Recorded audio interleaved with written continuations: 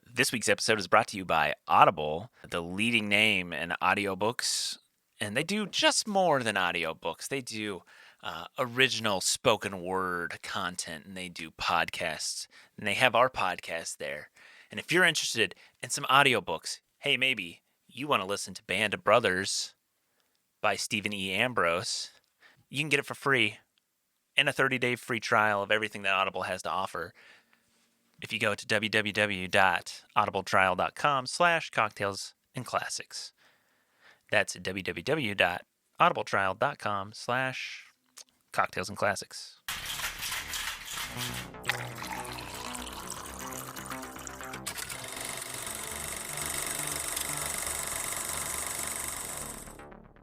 Welcome back to Cocktails and Classics. I'm Dylan. Joining me as always is Ben. And we're continuing Band of Brothers. We're at episode 7, The Breaking Point.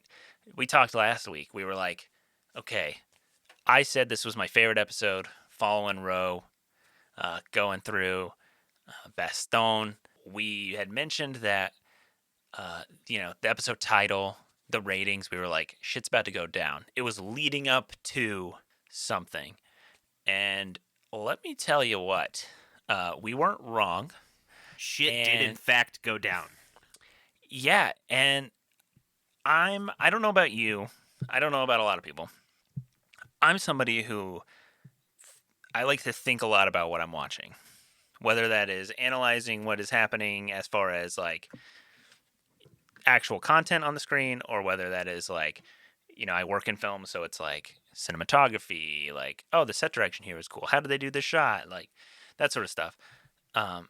And I love things that kind of like stick with you, whether that is positive, negative. Like, I loved House. Everyone hated House. And I was like, it just makes me feel an emotion. It sticks with me. I kept thinking about that movie after the fact. This episode had that same effect on me of like, after I watched this episode, I kind of didn't feel good. Like, I kind of was like, man, that was a very intense episode and a lot happened. And I was still processing that for like the next day or two, where I was like, man, I hope Ben wants the podcast soon because I would love to talk about this episode, to digest it more. I'm not a big I'm not a big gets emotionally attached to things or gets emotionally involved in movies or TV shows, but oh man, look, you guys know how this goes. We're gonna spoil everything. So at the end of the episode, when Lipton is just sitting in the church and it's running through the people that and aren't there and they fade. Oh my god. Oh, that one hurt just watching them kind of disappear, but I think the other thing that got to me was when it was Winter's quote, where it was not all scars are visible, and that's why the Easy Company is still so bonded together. And it was just like, wow,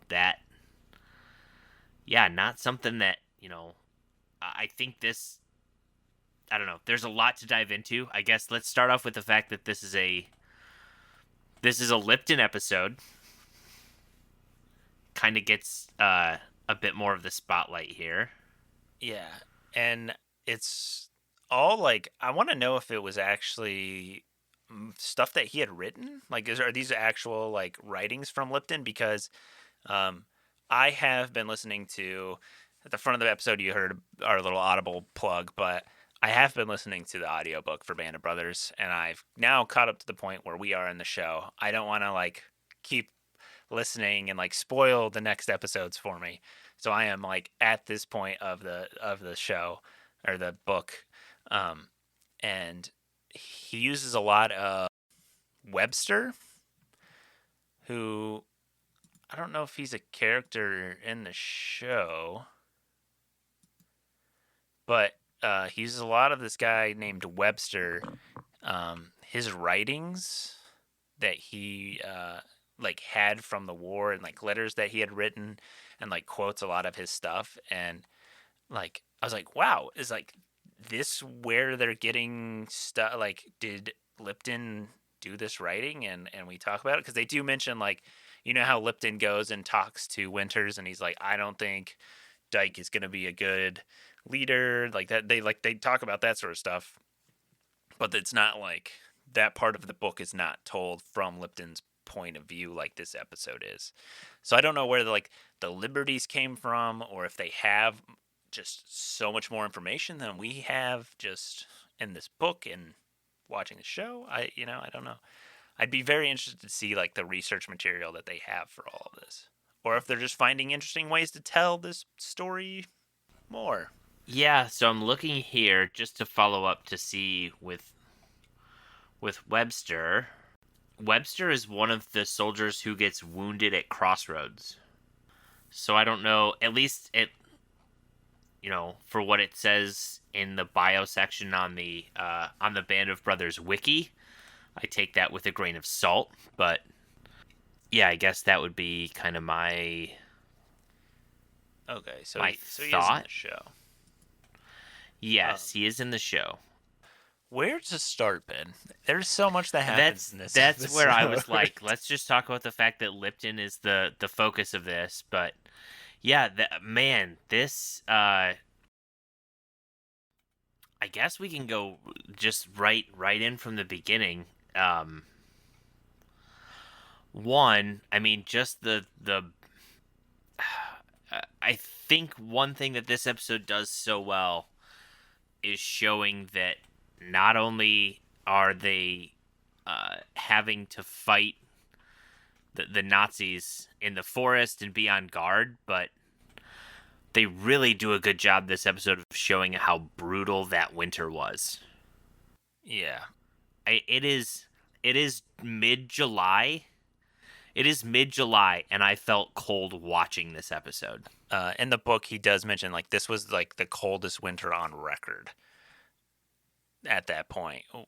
Right up front, they do a great job in this episode of really kind of showing you how bad up front it is. And that is the part of the reason why Hubler dies. He's wearing so many clothes that when he has that Luger in it, like the clothes compress and fired off the Luger, and like that's why he got shot in the leg, which is like such an unfortunate way to die. These fucking Lugers, dude. Like he didn't even die from enemy fire. Like he killed a German, was like this crack shot guy, and just kind of like shit talking and being like, "Hey, you know, I got." Can we talk about that? Can we talk about that? His crack shooting. He shot 3 times. He did not hit on the first attempt. He spooked the horse. The dude started running. He missed his second time, and then finally hit the third time. Well, okay. He acts like he is. All right. No, I know. I love that when he's telling everyone that of like how good of a shot he was, and it's just like, yeah, yeah, no, nope, wasn't actually that good of a shot. Hubler is the guy. I don't know if you remember this though. Hubler's the guy who, when they first get to, I want to say it's like before Normandy. Is it before they jump, or is it at Normandy where he like takes the Luger from the guy and he's like inspecting it? I thought it was in Normandy.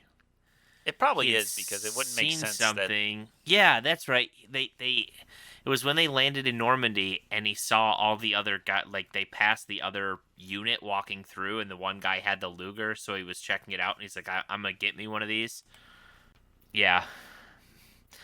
Yeah, that one was just like the fact that, yeah, I mean, he just literally having a gun go off. And not just that it went off, but it hit his femoral artery. Like, that's just... Like, how unlucky. Yeah, exactly. We did get my boy Ro back.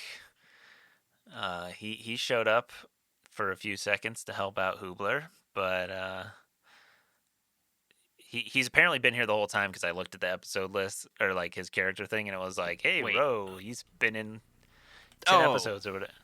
Yeah. Sorry, I thought you said Roback, like the old EMU quarterback, and I was like, who the fuck is Roback? I'm like, oh wait, no, you meant we get Ro space back. Back. Yeah, I think he's been in every episode. He's just very much unnoticed. Yeah. Which is kind of like that's part of the thing where like I feel like episode 1 we were just kind of like I don't know who anyone is, like there's a lot going on. You don't really get introduced to people like you see scenes with people but no one's necessarily like hey, this is Cobb, this is Roe. Like I feel like later Yeah, they did that not do a like introductory. And I kind of appreciate too that they didn't try to like shoehorn it. We're like, oh, here's the new recruit. All right, new recruit. This is.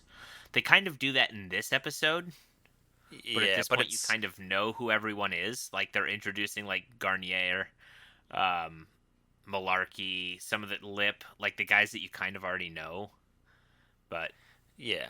And it's almost it's not necessarily like humorous, but it is kind of like it's like everybody gets shot. And the thing is, here at Easy Company, you get shot in the ass or whatever. It's like kind of like a which this episode does such a good job with callbacks because they call back to it at the end of the episode where Bull is carrying.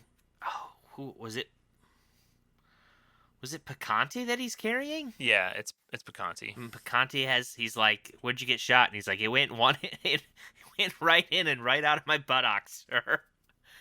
And then the other callback they do is when Hubler finds when he gets the Luger and he's bragging to everyone and he goes to Shifty and he's like, I might even be a better shot than 50 or than Shifty. And Shifty's like, I mean, I'm not nearly as good as my dad, but it's like obvious that he's trying to downplay it. And then at the end of the episode when Lip's like, all right, Shifty, you get one chance at this. And he runs out and Shifty from like across the field with an M1 just pops the German and you're like, oh wait, no, he's actually really good. Yeah, I feel like the Hoopler thing just caught me so off guard. Which I mean, like, that's what happened. It That's what it is. But like, it you're caught just me kind of off like, guard, but I'll be honest, as soon as I heard like the shot, I was like, "Oh, he shot himself." Like that was my first thought. I wasn't expecting he's dead, but I was expecting he shot himself. he was goofing off and just kind of yeah, not just like Yeah, a I thought it complete was more like he accident. shot someone or he shot someone else. Like, "Oh my god, I dropped the Luger and it went off and it hit somebody in the shoulder or something." Back to like this episode is like the Lipton episode. We see so much like things that I feel like we've seen a lot from Winters of this like leadership and like stepping up, and like Lipton is completely that in this episode. He is leading the company because Dike sucks. Dike is off on walks, but I think he is literally leaving the front lines and just going back away from combat or like whatever's happening. I think he's just leaving because he doesn't want to be Oh, in I mean, like that's like engagement. every time he has a call, that's him just getting off the front line. Yeah, I don't think he has an actual call to make. He's just getting off the line, going back to the battalion station, and then kind of staying there for a bit. Probably bullshitting with, the higher ups. I mean, kind of even over Winters and that. yeah. Because I mean that's the thing. I think they talk about it a little bit in here, but it's like the only reason he was promoted was because he's you know friends with somebody or he's connected. Colonel Sink likes him. He's not a good leader. He's just like the bureaucratic choice basically. And partway or towards the end of the episode, like literally everybody's trying to get rid of him. Like Winters is like, I Yeah. can't get rid of him. I wish I could. And they mention Buck where they're like, everyone's like he is one of the best soldiers in the company. He's not quite the same since Holland when he got shot, but like he should be the leader. He's not the same, but he's still good with the men. He still has combat leadership experience. Like he should be the guy. But I yeah, this one was poor Buck. I know, dude. I was so ready. So I knew it was coming, but I'll be honest. And I'm glad it was this, and it wasn't like him because of it dying. yeah, I was. We talked about like we were probably going to see a lot happen. And the beginning of the episode, they're talking about like death is like the interviews at the beginning, like death is everywhere. You don't have time to process your friends dying, like in the moment in battle, like it's just something that happens, and like so I was like, oh man. And then the HBO thing is a picture of Buck. The IMDb thing for the episode is a picture of Buck, and I was like, no, Buck. Like, we've talked about how he's kind of like, and like, everyone's mentioning it in the episode, like he's been acting different. And then he like, he tells Toy and Garnier, like, I can't lose you. Don't do anything stupid. Like, I've invested too much time and like into you guys, and they're just kind of like, yeah, like we want to make it out here too, but like, man, like it's rough to watch too. Like, I saw he claims that he wasn't as like shell shocked as the show puts out. Like yes, it messed with him, and in the book he says he ran all the way from like once he saw them, he ran back to like the battalion, like to an aid station to like get somebody like yelling medic, and he did like leave, like he had trench foot or whatever and got dismissed. But like, yeah, it sucks. Like, I mean, hell, I was just so invested. Like when Garnier runs out there to like help Toy, I was like, no, no, don't do anything stupid. Yeah, that one was just like, and honestly, Buck got me, but what got me I think worse was also towards the end of the episode when Lipton goes up and Malarkey has like the rosary Yeah, and the cross, and because, well, I guess let's dig into, so yes, Toys was Toy gets rough. back. Toy gets back, and then like literally nights later loses his leg. His entire leg. Uh, Just, and then while trying to be saved by Garnier, they get shelled. Garnier's leg. Jesus Christ! Hold on, let me try that again. You can leave this in because it's funny, but Garnier's leg gets shredded. That's a goddamn tongue twister. Uh, and so they're both kind of hit by a nearby shell. Um, so they're both kind of just stuck there during the shelling, which is when Buck kind of reaches his breaking point. The next night is when they get hit. Yes, Muck and Pinkala get hit, and I don't know. Is it Luz?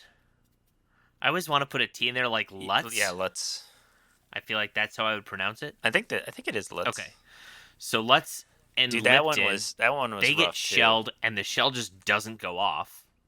But the one that when you're literally watching Luz crawl towards the foxhole, and they're like, get in, get in. Hole, get in the Oh hole. my god! And then it gets blown up. And then you just see them destroyed. Yeah. So Yeah, that was bad. I mean, Toys was so rough. Oh, yeah, though, that dude. one. Like, I know we kind of talked about in the one episode where the German dude like gets, well, I forget, I think he got shot or whatever, and then gets ran over by the tank. Oh yeah, mine's still watching Like the dude. that one was pretty brutal. Mine's still watching the dude who got grazed in the neck, and they're just like stuck watching him die with his neck. That wound. one was rough. I mean, Toys was rough because he's like, he's still like, he's still completely like aware of what's going on too.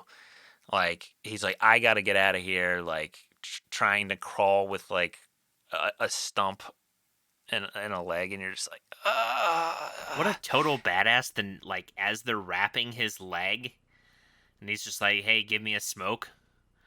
And then his response is, "What's a guy gotta do to die around here?" What a baller phrase to just be like, "Yeah, fuck you, I'm still alive." And then him and Garnier, like when they take Bill first, and he's like, "Told you I'd get back to the States before you." You're just like, come on. But so all this to say though is just at the end of the episode, Malarkey is there with I think it's Muck's rosary, but I'm not sure. But they literally kind of mention that his three closest friends, really like four closest friends, all are gone. Buck was the last one who was just leaving because of the shell shock. Well, I shouldn't call it that. Because of the PTSD. Let's call it what its proper term is now. But yeah, but because of that, like now he has all of his friends are gone. Within like 3 days, he's lost all of his closest friends. And it's just like, damn, that's tough.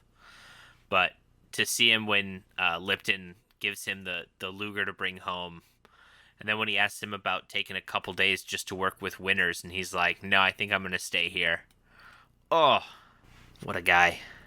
Team player. All of that, and like the only two that we really like lost in this whole thing was Muck and Pincala, because Garnier survives, Toy survives, and Buck. I had to look up because I was like, all right, Buck, do you know Lynn Compton's life? I feel like this man has lived one of the craziest lives.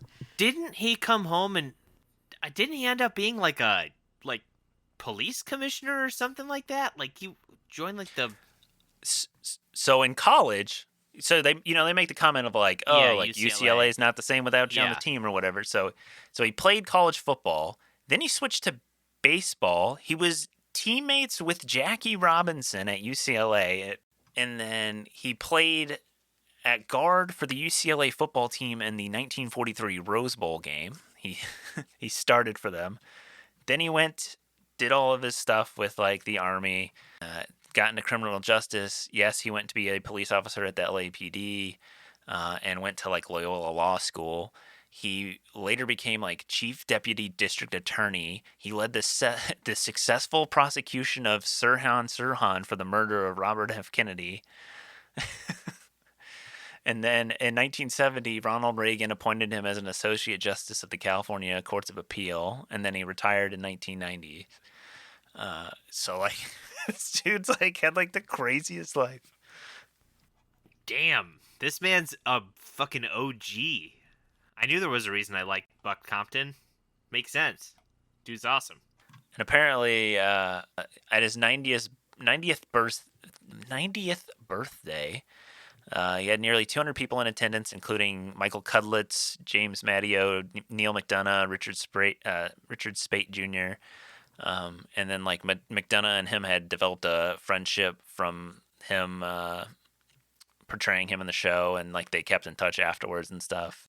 They really were like, I think I made the joke, or like he was talking about it, but like I want to see the band of brothers. Like I feel like we're there now. Like we are seeing this like bond and brotherhood that really can't be even described. I feel like today. I mean, maybe it can if you're in the army and stuff, but like these dudes went through everything together, and like now we're seeing like Buck is like one of the prime examples. Like he tells the guys like, I've invested too much time in you. We are too close. Do not do anything stupid. I don't want to lose you. Well, what's crazy is you think Buck didn't come in until like right before the jump.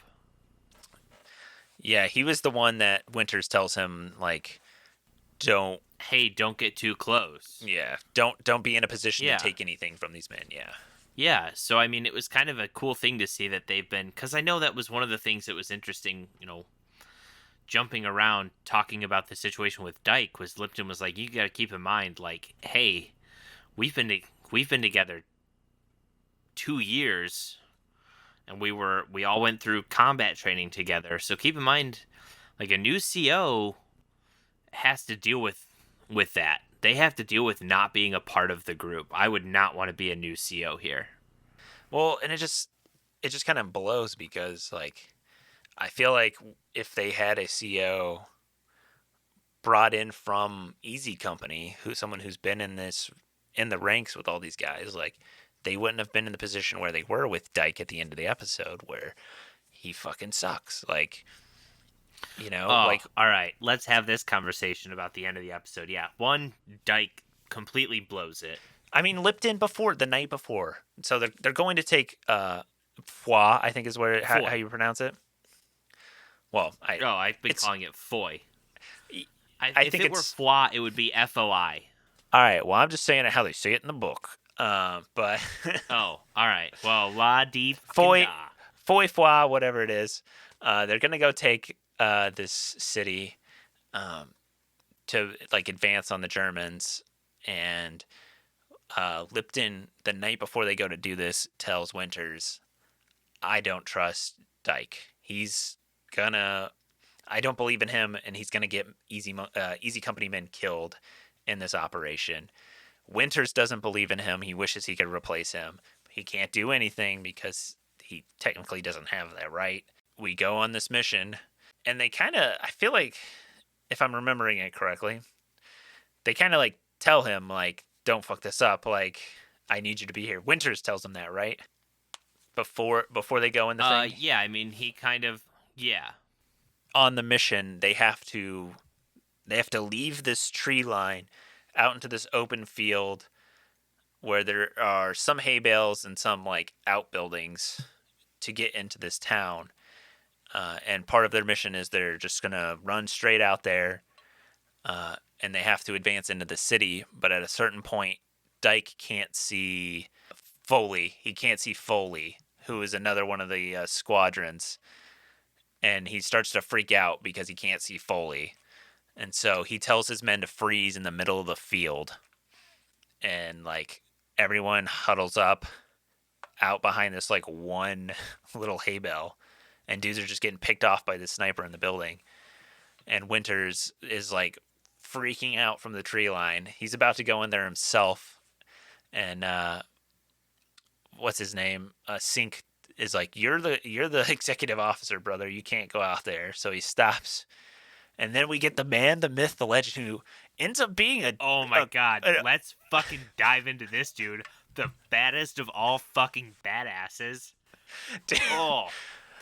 You know it's gonna be a cool character when, as they're introducing him, he's running through smoke like a fucking like a goddamn superhero. It's just, I know this is like it's a piece of fiction surrounded like nonfiction. I just want to know if Spears is like this fucking crazy dude, because in the show they make him out to be like this. I said he's like a meme, this like mythic movie soldier where you're like, yeah, he's running through the smoke. He like he's the boogeyman basically because of the did he shoot the POWs? Did he shoot his own guy because he was drunk? And then like Winters has to tap him in, and he just sprints into this battle, and it's just like, Dike, I'm taking over. Get the fuck out of here. And like, just some of the shit that okay. he does. Well, like running through the German lines, and the Germans are like, "What the fuck do we do? Yeah. Shoot him? What the fuck Like, do we no. do?" And then Yeah. he turns around and runs back. Dude, yeah. Or when he first like once they first leave Dike, he like is running. He like puts his arm around one of the dudes to like get him to keep running, and that dude gets sniped, and he just keeps running. Like he just like drops the dude and keeps running. You're just like, what the fuck, dude? You want to get into how much of an actual real life badass this dude was? Oh, please enlighten me. All right. So, so there's the whole thing about the rumor about him giving the Nazi POWs the cigarettes and then shooting them. But he was at the Breakcourt Manor assault. It says he took 5 soldiers and a Fox Company soldier, and he single-handedly took out a howitzer on his own. Which you see, that's in episode 2 or 3, when they're taking out the things and he just runs up and destroys something. During Carrington, he moved. That's when he encountered Blythe. Yeah, that's And where he told him like that, yeah. So he like tells him yes. like you just have to accept like that you're gonna die or something. Like it's just a part of the job Yeah, or something crazy. But yeah. So, in during Normandy, Spears was wounded by a grenade in the face and knee. He recovered and then returned back and jumped into Holland in September. During one operation, he swam across the Nieder River with vital information in spite of being shot by a machine gun, which was still firing at him as he swam the river. What the fuck? This dude is God, nuts. I loved the I love the bit. I mean, that's where I like wrote the boogeyman bit. Was like, they were talking about Spears. They're like, "Yeah, dude, the cigarette thing," and then he like came and offered them the cigarettes, and they're like, "No, that's okay." Okay, so this gets even crazier. All right, so they get through. I just read a bit of a spoiler for what happened, but I this was a spoiler I already knew happens at some point. But anywho, after Germany surrenders, Spears decides to stay back and prepare to fight in Japan. The dude, Japan surrendered before he got there, but he was legitimately going to go fight in Japan. And then he volunteered to fight in Korea and was a commander of a rifle company there. What the hell? This dude's just like he's like a super soldier. I feel like. This dude is literally like Captain America IRL. Oh, I love how the rumors started. So this is kind of funny. The rumor started with the POWs. It started with 20 Nazis. And then and later he shot all but one. And then it dropped down to 6. And then oh, he's also the dude who shot one of the sergeants for being drunk and insubordinate. Yeah, I do love the part at the end of the episode, in the church where Lipton asks him about that, where he's like, "Are any of these rumors true?" And he's kind of like, "Well, you know, I'm not gonna say no or whatever, And he's like, "Well, if you didn't do it, you would say you didn't do it." It's like, "Yeah, but sometimes the rumors like help me become the baddest man in the company." Maybe you don't say you didn't do it if you need people to think you're the baddest man. You're like, oh shit, all right. But then he's like genuinely like a good guy. Like you feel like you're like, this guy, I hate this guy, but then now he's a good guy when he's I like, hated this guy for the first like 4 episodes, but now he's so badass and cool. I can fix him. yeah. When he's like talking to Lipton and he's basically like, they've had a leader this whole time. Like he's like, you don't even know who I'm talking about. It's you, motherfucker. You're awesome. Here's a promotion. It's coming in a couple Yeah. days. Yeah, heads up. We put in for a promotion because you did such a great job. Everyone's hated me, but now we're best friends. Did we just become best friends? Oh, we also lose. This Oh, one was Webb. sad, but we lose a couple soldiers to the sniper fire during the celebration of their success of taking Foy. That was a That little. one was I was like, damn. that No. one caught me off guard. We do see Nixon being useful. That was pretty cool. Still waiting on that Nixon episode. We'll get there someday. I'm sure. I'm sure of it. He in the book, it sounds like he is just like that. In the book, it talks about where I think it was Carrington or the Operation Market Garden. I forget which one. Where he like the bullet catches his helmet. So it actually, I don't know if we really got this or discussed this. It went through his helmet, but at an angle where it didn't hit him. Like it just singed his hair. Like it actually did go through his helmet. And it's said that night he got so fucking drunk off of like alcohol that he found, and then later on it does talk about the piss pitcher that is tossed on him. So like Nixon does sound like he is actually how he is in the series. So I was like, all right.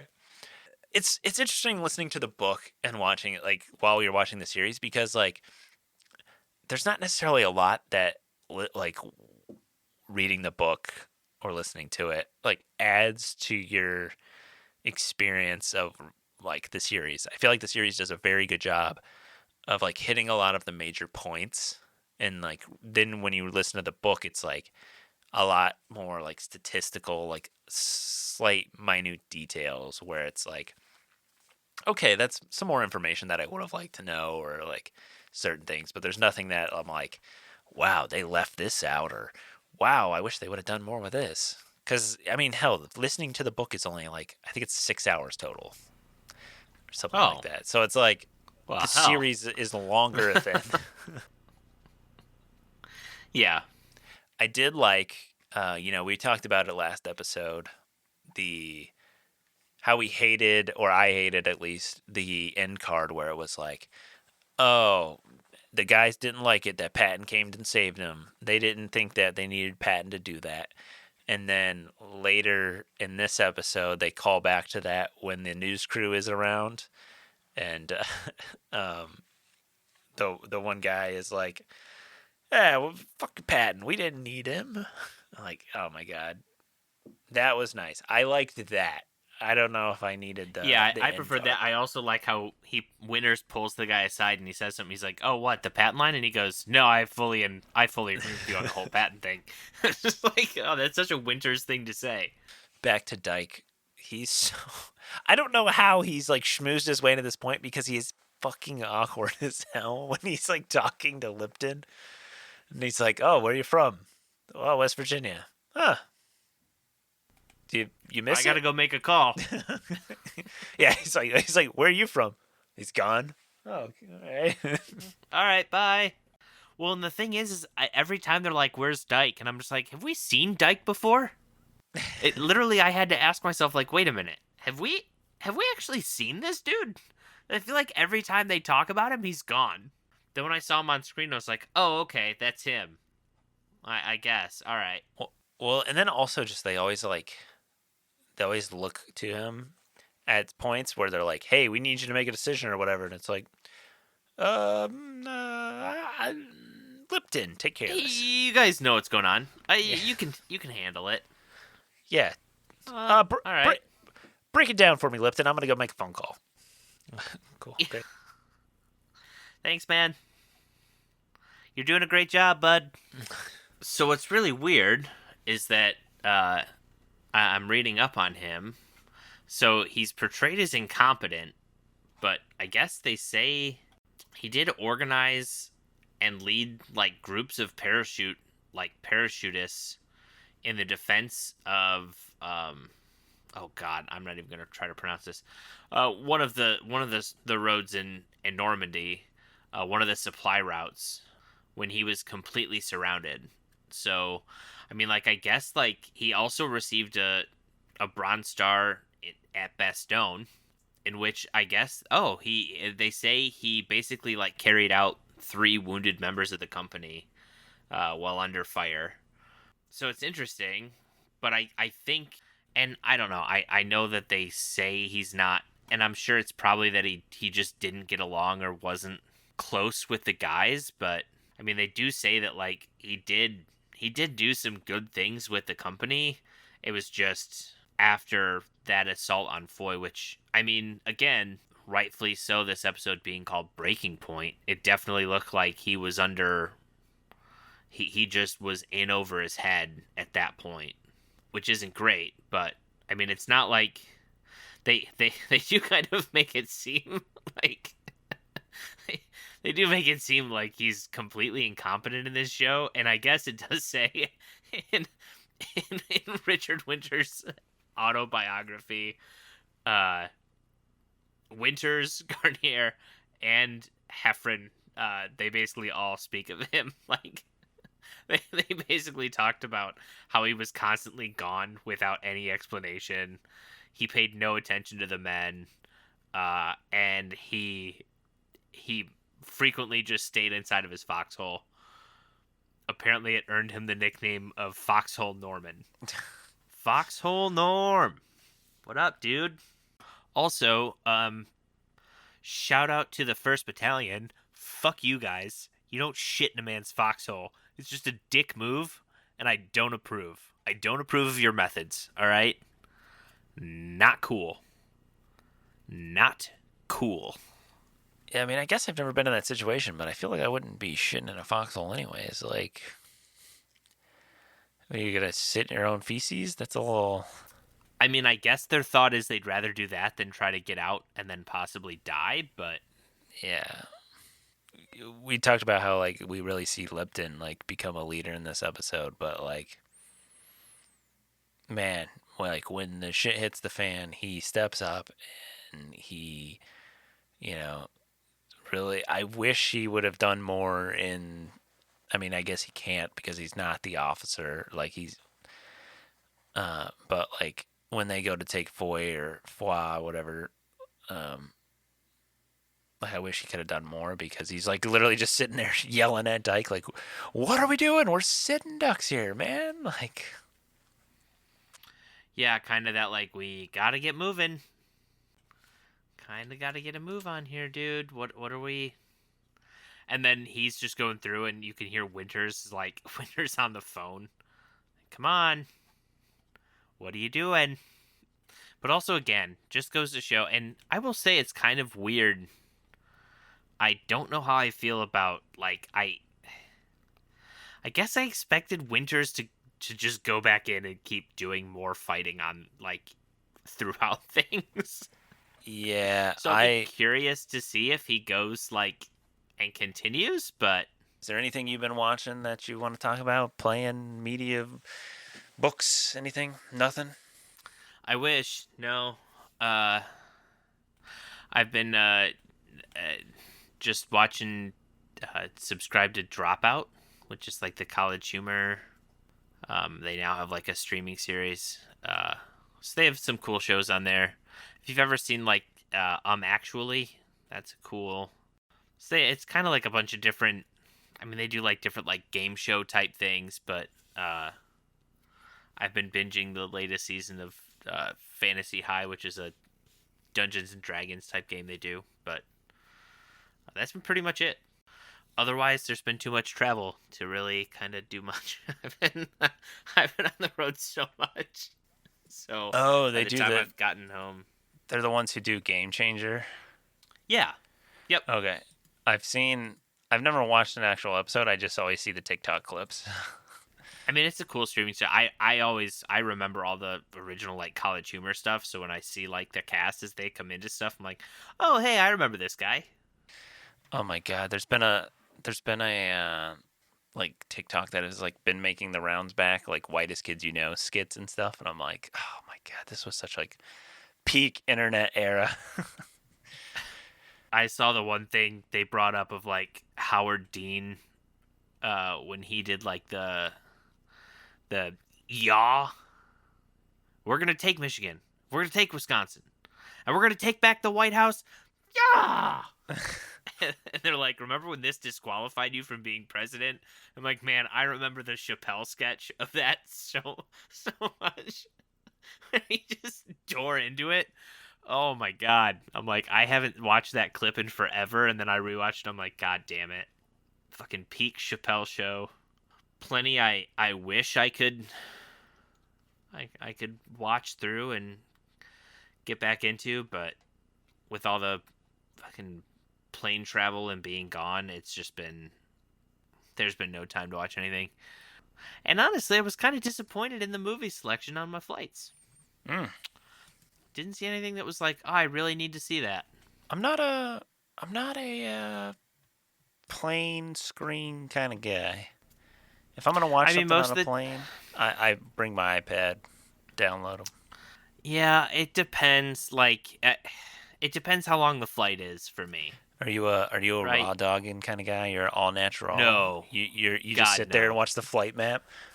Those people are fucking insane. I do that, but I obviously have other stuff going. Like I'm listening to like stuff in my headphones, or I'm like watching something, and then I have the flight map up. Oh yeah, I keep the flight. There's times I keep the flight because there's times I'm. Look, all right. When you get that status with Delta, and you get to pick your seat, you pick the window seat because it's free to pick it. When I'm looking out the window, sometimes I want to know what I'm looking at. What is that mountain range? Sometimes What is that there's city? some sort of yeah. Huh. Where are we? That's a pretty big hole in the ground. Oh, yeah, okay. Yeah, we're Grand Canyon. That checks out. Huh. It's a pretty big river. What's that? Oh. Yeah, huh. Crazy how that happens. So yeah, I do. I like to keep the flight map up, but yeah, I'm also either at that point, if I have Wi-Fi, I'm either watching something. I'm watching something downloaded, I'm listening to a podcast, or I'm playing games on my phone. But the people now who are just like, oh yeah, I just sit quietly, wait, like it's 1968. We're just all having a good time. Read a book, nerds. Just anything. Anything. Be the annoying person who talks to somebody on a flight. Don't just fucking sit there and stare at the screen. What the fuck? You psychopath. Psychopath. Fucking get the air marshal on this dude. What the hell is he doing? Yeah. No, I saw a thing about that, and I'm like, who the fuck does this? Who goes and is like, you know what? I'm on a 6 hour flight to San Francisco. I'm just gonna do it. Why? Are you kidding me? For I the put views headphones now. in so I could watch something while I fell asleep on my red eye. It's a red eye. That would be the perfect time to just not need anything. Go to sleep. Fuck you. Give me my free entertainment. I paid for it. Time is winding down. If you haven't been watching along, go to HBO Max and catch up. We're There's starting. still time to binge. There is. You could binge. We've been going weekly. Hopefully, you've been watching along. But next week's episode 8, there's only 10. Hopefully, you've been listening. Hopefully, you've been watching. Check us out next time as we do The Last Patrol. If you've enjoyed this, don't forget to rate, subscribe, share us with your friends. Head over to cocktailsandclassicspod.com and subscribe to the newsletter. If you missed July's monthly newsletter, you missed some fun trailers and some trivia. Head over to our Instagram at Cocktails and Classics Pod and let us know your thoughts on Band of Brothers over there. And as always, watch responsibly.